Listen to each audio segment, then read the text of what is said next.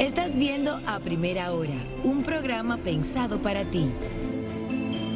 Bueno, amigos, ya estamos de regreso en A Primera Hora y en A Primera Hora nos visita.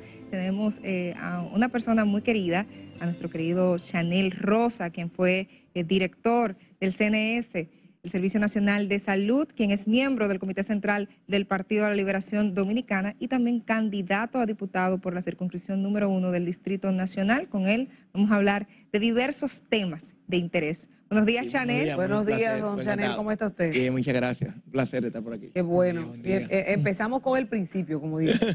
¿De dónde empieza la inclinación para hacer o para correr por una diputación, sobre todo en el Distrito Nacional, circunscripción número 1? O sea, usted está como con todo lo caliente. Sí. Bueno, lo que pasa es que, como ustedes saben, yo he prácticamente basado toda mi vida en el sector público, en la parte del sector de Poder Ejecutivo, 39 años en diferentes instituciones. Y en algún momento, no viene de ahora, yo en algún momento consideré la posibilidad de aspirar a algún cargo, a una posición en el Poder Legislativo y ahí estamos.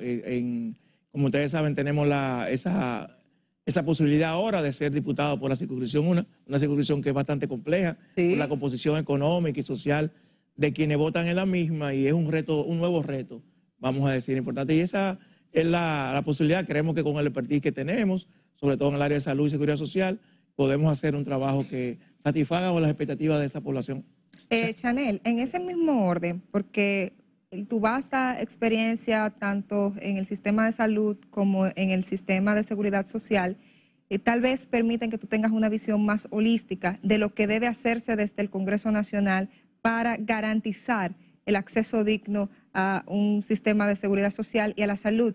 ¿Está contemplado dentro de tus propuestas tal vez un impulso a la modificación de la Ley General de Salud, seguridad social, esos temas? Sí, claro. Miren, ustedes saben que ahora mismo hay en el Congreso, bueno, hay dos propuestas de modificación de la Ley de Seguridad Social. Hay una de la cual está apoderada una comisión bicameral que está trabajando esa modificación. Bueno, rindió un informe y ese informe no ha sido aprobado todavía por el Pleno.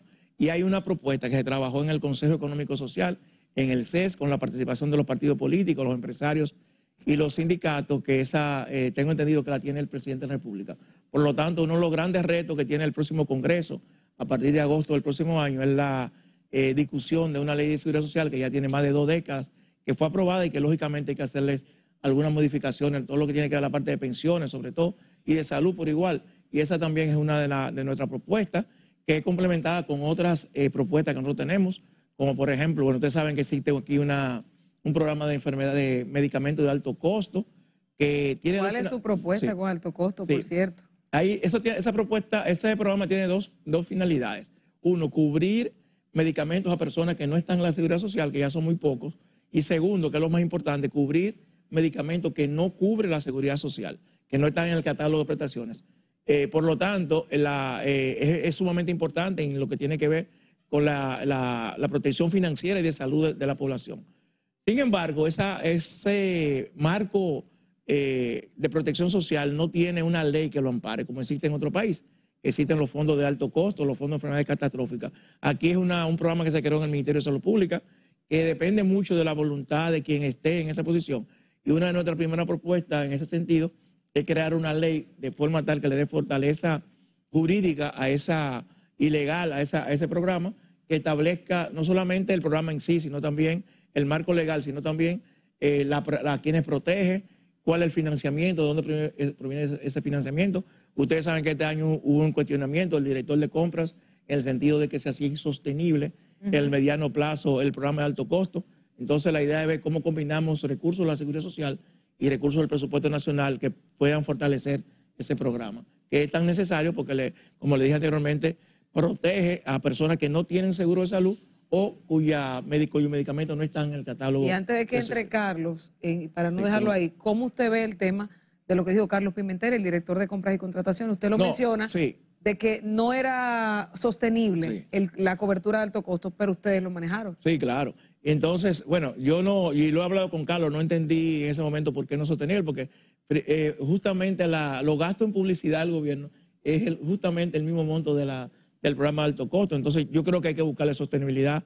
Por eso digo, combinar recursos del gobierno, porque los medicamentos están más costosos, cada día hay más demanda, eso yo lo entiendo. Entonces, combinar recursos de la Seguridad Social con recursos fiscales, porque ese programa no puede cerrarse, porque, como le digo, es la sostenibilidad, un complemento a la Seguridad Social. Chanel, y otro de los temas que también comprende la visión de la salud pública del país y que a veces se limita únicamente al debate religioso es el tema de las tres causales. Sí. ¿Cuál es tu posición con respecto a Yo tengo en ese sentido la misma posición que tienen los dos últimos presidentes que ha tenido el país. Tanto el presidente Abinader como el presidente Danilo Medina han dado su apoyo a las tres causales en el entendido que es un tema no solamente legal, sino también un tema de salud pública. Y en mi posición es la posición de ellos dos. En ese sentido. No es un apoyo al aborto abierto en ningún caso, pero sí abierta a las tres causales con protocolo, como se ha establecido, porque definitivamente lo que las tres causales permiten, se hace, lo único que se hace ilegalmente. O sea, quienes hemos estado en los hospitales y hemos tenido, sabemos que son prácticas comunes y que muchas veces no contribuyen a la salud de las mujeres, sobre todo porque se hacen en lugares que no tienen los protocolos necesarios, etcétera. Pero reitero, mi posición es la misma que han tenido los dos últimos presidentes. ¿Y usted estaría dispuesto, y perdón Eduarda, sí, porque una cosa es lo que dicen en campaña y otra es cuando les toca ir a votar en el Congreso, sí, que fue lo que vimos? Sí, claro, Luis Abinader tenía, antes de todos los legisladores a favor con el mismo tema, pero llegaron al Congreso y cambiaron la posición. Sí, ese es un tema. ¿Usted votaría abiertamente? Claro que sí, y además mi posición, todo el que me conoce sabe que ha sido mi posición histórica, o sea, yo me decidiría de mí mismo si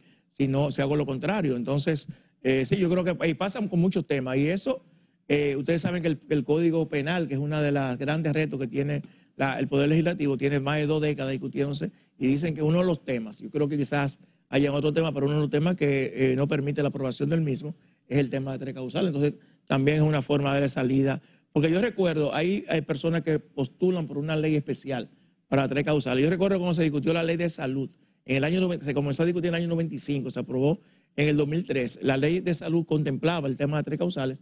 En ese momento se dijo que se quedara fuera para discutirlo en el Código Penal. Entonces ahora estamos diciendo, dejámoslo fuera del Código Penal para discutirlo en una... Y yo creo que es una... Mire, yo respeto muchísimo a quienes no están de acuerdo, por convicción, tanto religioso, personal. Ahora hay gente que yo sé que no está de acuerdo, no porque no tenga una convicción personal, sino porque por miedo a expresar a muchísimos sectores. Pero la idea es que el país pueda, reitero, tener un código moderno y que ese código incluya las tres causales.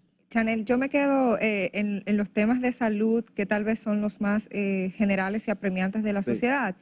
Usted hablaba de la Ley de Seguridad Social, que data del año 96, me parece. No, la ley se comenzó a discutir en el 96. En el 96, en el 2003. Y una ley que a todas luces necesita modificaciones, sobre todo estructurales, porque las resoluciones, por ejemplo, que emite el Consejo Nacional de Seguridad Social muchas veces son desconocidas por las aseguradoras. He tenido experiencia con angioplastía de miembros inferiores, por ejemplo. Siempre hay un tema con ese tipo de cirugías. Entonces, tal vez con el catálogo que quedan fuera muchos medicamentos, los medicamentos psiquiátricos, medicamentos de presión que tienen componentes. Sí. Entonces, mi pregunta es, desde el Congreso, ¿qué se puede hacer usted para tratar de impulsar una reforma integral y que las personas puedan tener acceso? Hay muchas cosas de la ley social que pueden hacerse sin modificación legal. O sea, el catálogo es un catálogo que lo gestiona la CISALRIL y lo aprueba el Consejo de la Seguridad Social. Entonces, incluir, por ejemplo, ahora se acaban de incluir unos procedimientos que no estaban, eso no es un tema legal, a veces es un tema de voluntad, a veces es un tema de recursos. Por ejemplo, el caso que tú señalas es un tema regulatorio. O sea, yo creo que quien tiene la potestad legal de regular las ARS es la CISALRIL y uno de sus roles es atender que esas instituciones puedan cumplir con lo que establecen las distintas resoluciones del Consejo de la Seguridad Social, que son resoluciones vinculantes. O sea, que hay un tema, por ejemplo, el tema de la atención primaria, es un tema que está en la ley y que vamos a decir, vamos a ser autocríticos, los diferentes gobiernos, ninguno han podido aplicar o no han tenido la voluntad para aplicarla. Ustedes saben que hay una gran oposición de parte del Colegio Médico y la Asociación de Clínica Privada para que se apruebe el tema de la atención primaria, que es un tema consustancial a la seguridad social. Nosotros somos el único país del mundo que tiene un sistema de seguridad social sin atención primaria. Entonces son temas de carácter legal, hay unos de carácter operativo, hay algunos temas de carácter legal que sí son importantes. Por ejemplo, en el tema de pensiones. Nosotros nos abocamos en el 2030 ya a tener pensiones masivas de una parte de la población que ha cotizado. Ocurre que, de acuerdo a los estudios que se han hecho, esa población va a recibir entre un 25 y un 30% de su último salario, quienes se pensionen en el 2030. Una persona, para poner un ejemplo, que gane 10 mil pesos, va a tener 3 mil pesos de pensiones. Eso va a crear un gran problema. Entonces tenemos que vernos desde ahora, adelantarnos para que eso no ocurra, a ver qué podemos hacer para que eso no ocurra, porque es un tema que va a traer, ya algunos economistas, leí el otro día un artículo de Andy Dauer que se puede traer un problema de ingobernabilidad en el país, y yo creo que hay una voluntad de que se modifique la ley en el sentido de que las pensiones puedan ser mucho más, representar un porcentaje mucho más alto del salario. Yo creo que ese quizás es uno de los retos legales más importantes que tiene la Seguridad Social. Hay un reto también, un tema importante en la Seguridad Social, que hay una serie de conflictos de intereses. Por ejemplo, ustedes saben que quien designa los funcionarios de la Seguridad Social es el presidente de la República, pero sin embargo lo hace a través de una terna que envía el Consejo. El Consejo está integrado por sectores que integra el sector empresarial, gobierno, son los poderes, y el sector sindical, que tienen los tres sectores con poderes de vetos.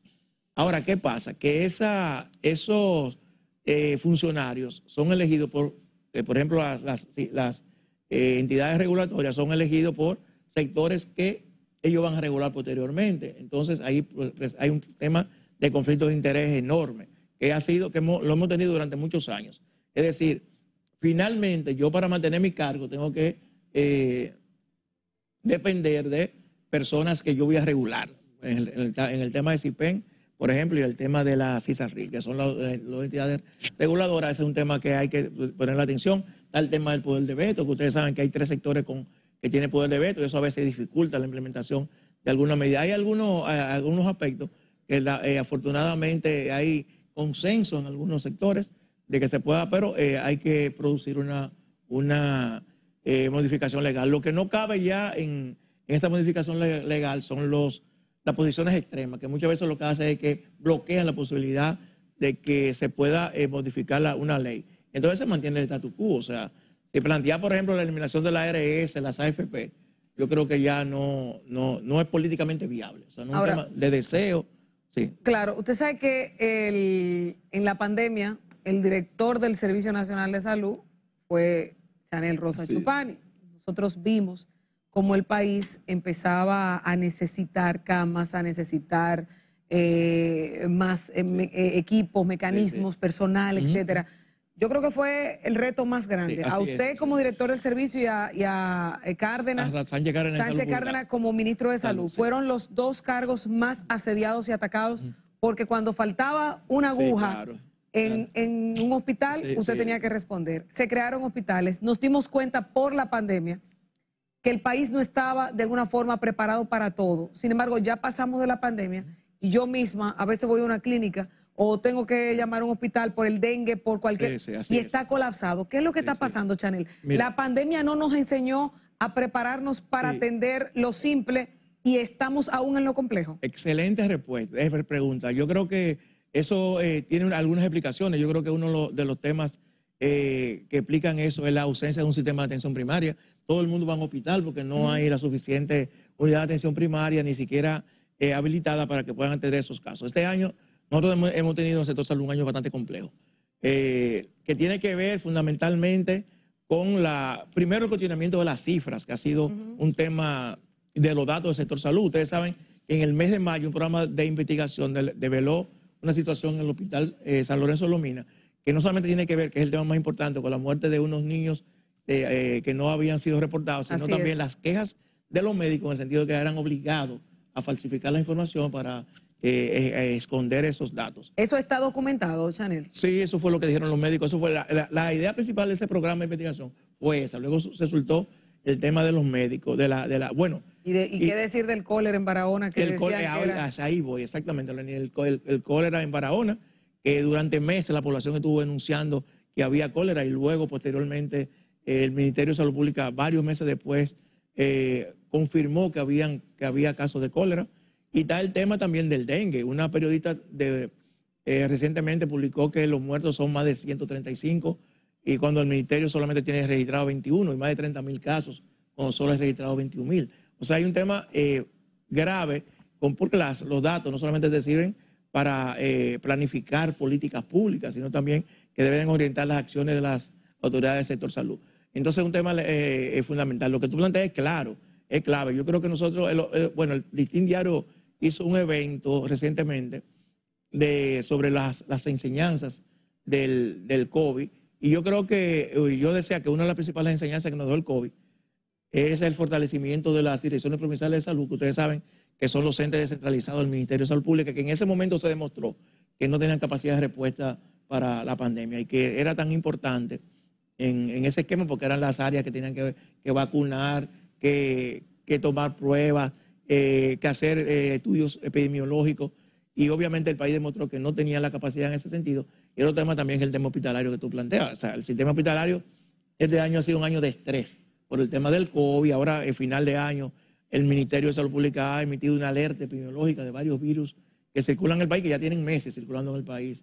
Y eso es un llamado de atención también a los prestadores en ese sentido. Chanel, en el año 2019 el CNS hizo diversos estudios con prospectiva hacia su implementación en los años posteriores. Lamentablemente, yo que estoy vinculada un poco y tengo que estar vinculada a ciertos sectores de salud, veo que en vez de avanzar en esas planificaciones que se hicieron, ha habido un deterioro. Por ejemplo, el Hospital Moscoso Puello, que vimos hace unos días huelgas, manifestaciones en ese hospital. Yo recuerdo que ese hospital se inauguró en el año 2018. Fui a esa inauguración, un hospital modelo. Hoy ese hospital se encuentra destruido y algo tan simple como gel para que los médicos puedan asearse las manos no está. Cuando ustedes ven este esquema, ¿qué piensan del sector salud? Ayer, precisamente anoche, me llamaba un médico de Mao, de Valverde Mao, y me hablaba de esos temas, de cómo muchas cosas que se avanzó han retrocedido. Yo creo que hay un tema gerencial que es fundamental, o sea, yo creo que eso es clave.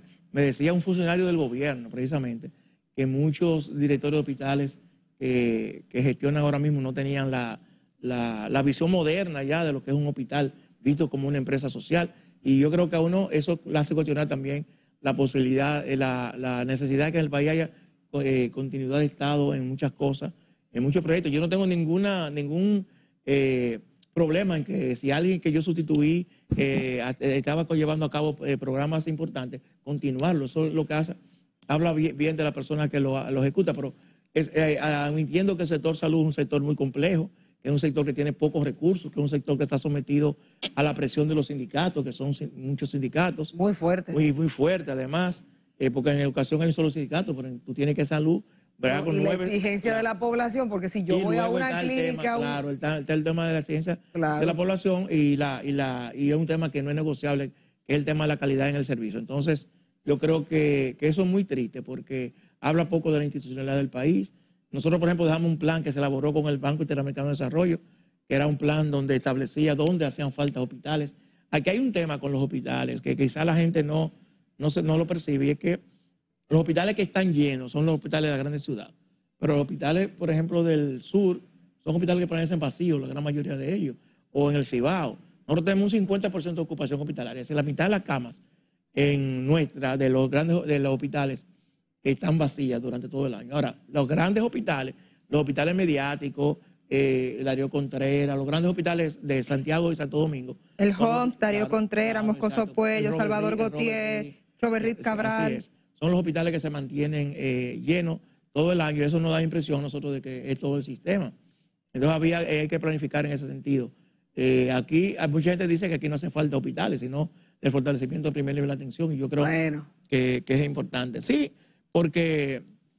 ¿Faltan o no faltan? No, hay que verlo geográficamente. Yo creo, primero hay que ver por qué la gente va a un hospital. Aquí la gente va a un hospital por una simple gripe, por ejemplo. Y eso en cualquier parte del mundo te la tiene un primer nivel de atención. Uno tiene que ir a un hospital.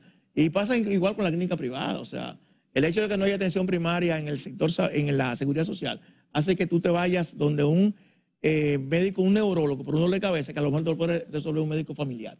Tú tienes que pagar recursos, eso drena la capacidad financiera de los ciudadanos, pero además te crea una distorsión porque tú estás congestionando un nivel de atención que probablemente no era necesario. Y yo creo que eso es lo que hay que ver, porque nosotros debemos ser uno de los países que tiene una mayor cantidad de hospitales. Yo recuerdo un estudio que hizo OPS, nosotros era el país de América Latina que más cerca la población tenía un centro de salud. Hay un tema de calidad, obviamente, hay un tema de capacidad resolutiva. Esas son las cosas que hay que ver. Ese estudio hablaba de eso, de cuáles eran los lugares que había que fortalecer la prestación de servicios de salud. Chanel, y ya saliendo un poco del tema de salud y adentrándonos en el proceso de campaña o político que se avecina. Primero, quiero hacer dos preguntas en una para aprovechar el tiempo. Tu valoración, el día de hoy asumen los nuevos jueces del Tribunal Constitucional, tu valoración de selección de los nuevos jueces del Tribunal Constitucional, y en estos días también ha sido un debate en una red social en la que tú tienes mucha presencia, el tema de la campaña sucia en el Distrito Nacional. ¿Hacia dónde entiendes que debe de ir el debate en el Distrito Nacional? Mira, lo primero, yo creo que yo soy muy cuidadoso con el tema de la elección de las altas cortes, porque yo siento que el proceso que se lleva a cabo, no ahora, sino desde el gobierno pasado, desde los gobiernos pasados, yo creo que es un proceso donde ya se decide de antemano quiénes van a ser los jueces. O sea, yo no creo que ninguno de los jueces que hemos tenido han sido producto de las entrevistas del Consejo. No, pero por supuesto. Yo creo que hay un tema importante. Lo que ocurrió ahora es que no hubo todos los jueces que han sido propuestos, que han sido electos, han sido propuestos por el Partido Revolucionario Dominicano, fundamentalmente. Pero vamos a confiar en que son jueces muy prestigiosos, tienen el gran reto que van a sustituir un tribunal constitucional que, a pesar de que uno tiene alguna diferencia con ellos, sembró lo que fue la primera parte fue el primer tribunal constitucional que tenía retos importantes. Entonces, ellos tienen esos retos en ese momento. Ahora bien, en lo que tiene que ver con el tema de la campaña sucia, que es inevitable, lamentablemente, no solamente en este país, pues yo creo que este país, no solamente en el distrito, sino en toda la campaña política, el tema del debate es importante, de ideas. O sea, yo creo que nos corresponde a nosotros los políticos, cuando hacemos política en el territorio, en los medios de comunicación, llevar a cabo propuestas, que la gente entienda que muchas veces, yo digo, mira, nosotros, por ejemplo, solicitamos frecuentemente, el país demanda de un congreso donde se discutan ideas, nos quejamos de los diputados, de los senadores, de un sinnúmero de cosas. Sin embargo, a la hora de elegir, los criterios de elección son muy distantes a lo que tiene que ver con propuestas importantes. Y a veces votamos en contra de nuestros propios intereses, porque una persona de clase media quizás está votando por alguien que no representa los intereses de esa clase media. Yo creo que tú hablabas de la campaña, por ejemplo, contra Omar Fernández, que ha sido criticado, incluso el propio asesor de comunicación del gobierno, allí anoche emitió una declaración a través de la red social donde hablaba de que no estaba de acuerdo con esa campaña. Yo creo que lo que pasó es que finalmente la campaña tenía un efecto positivo a Omar. Claro, de Omar. Claro, entonces, tienen que salir entonces en este momento hay que detenerla porque prácticamente lo terminó de posicionar. Pero lamentablemente, reitero, un posicionamiento que se ha hecho porque la gente reaccionó ante una campaña negativa. Hay que ver la propuesta de todo el mundo, por eso es importante debatir en los medios de comunicación cuáles son esas propuestas, la viabilidad de esas propuestas. Yo veo gente que propone cosas en el Congreso que primero no son del Congreso, sino que tienen que ver con la alcaldía. Y te proponen de todo, o sea, no todo se resuelve con ley, hay muchísimas cosas que son de carácter operativo, que corresponden al Poder Ejecutivo. Sí, el Congreso tiene un gran reto, que es la función olvidada del Congreso, y es la de fiscalización del Poder Ejecutivo. Esa es un área que ha sido tradicionalmente descuidada por el Congreso Nacional, y yo creo que cada vez más se hace importante el ejercicio de esa, no importa quién lo ejerza, el Poder Ejecutivo, se hace más importante cumplir con esa función, y la otra gran función es la función de representación. O sea, nosotros representamos un electorado, en ese sentido tenemos también que representar los intereses, las necesidades de ese electorado en el Congreso Nacional. Bueno, muchísimas gracias, a ustedes, Chanel, y a ustedes decirle que en breve volvemos con más en A Primera Hora. Muchas gracias a ustedes.